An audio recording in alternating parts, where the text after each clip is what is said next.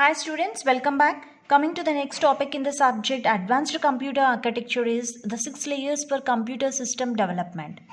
So if you take any computer system development, there the 6 layers will be formed. The first one is the hardware architecture, then addressing space, communication model, language support, programming environment, applications. So here these 6 layers will be some will be in machine dependent and some are machine independent. Why some layers will always the machine dependent and some why others are machine independent? Let's have a look on one by one. So first come with the hardware architecture. That is a basic first we have to select the hardware. For that hardware we are going to design a software, right? So coming to the hardware architecture, I am saying that the hardware architecture is a machine dependent, the completely, because the hardware configuration will be differ from machine to machine. So that's why whenever it is saying that it is differ from machine to machine, so obviously the hardware architecture is always depends upon the machine. One machine will follow one type of hardware architecture, another machine will follow another type of hardware architecture. Okay, so that's why the hardware architecture is a machine dependent. The next layer is the addressing space. The addressing space of processor, if you take the addressing space for the processor, it varies among different architecture. So addressing space is also varies from machine to machine. Based on the hardware architecture only, the addressing space is also allotted to that hardware architecture. So it is also differs from machine to machine. And it completely depends on memory organization. Remember that the addressing space is always depends upon the memory organization. So that's why we are saying that this addressing space is also a machine dependent, because here this is completely depends upon the memory organization, how the memory is organized, how much size the memory capacity is. In that way the addressing space will be organized for storing the incoming data and to send the data to the users. Everything will be based on the addressing space. So this addressing space is a machine dependent. Next is the communication models. The communication models is of machine dependent as well as machine independent. Why I am saying this is a machine dependent and machine independent? Now let's have a look on communication model. This communication model depends on architecture choice. So this is also depends upon architecture choice. Okay, so whenever it is depends upon the architecture choice, it comes under the machine dependent. If it is a machine dependent means then definitely it is, if it is an architecture choice, then we say it is a machine dependent.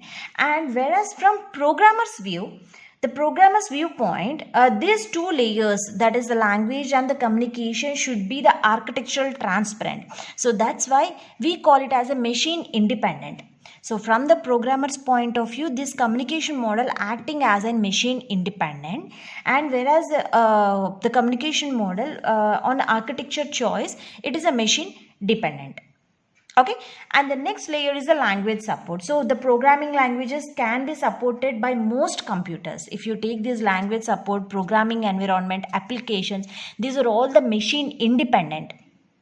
It doesn't bother about what type of hardware architecture are you using. Okay, and it doesn't bother about how much addressing space that you are working on that, and what type of communication mode. It always be focused on what type of programming that the programmers are writing. Okay, so that's why it is completely a machine independent. The programming language can be supported by most of the computers. Actually, whatever the 6 layers of computer system development that we created, it is also facing some challenges. The challenges in parallel processing. The major challenge is a software and application side. The main challenge here is the software and the application side. Okay, application side. And here it is still difficult. If you observe here, for programming and for creating the hardware architecture, all those things, it is still difficult to program parallel and vector computers. When we are talking about the parallel and the vector computers, then the problem will be rising, because still it is difficult to program still it is difficult to arrange all the concepts in the computer system if you are working on the parallel and the vector computers. And if you talk about the high performance, the high performance computer should provide, what is the target of the high performance computer?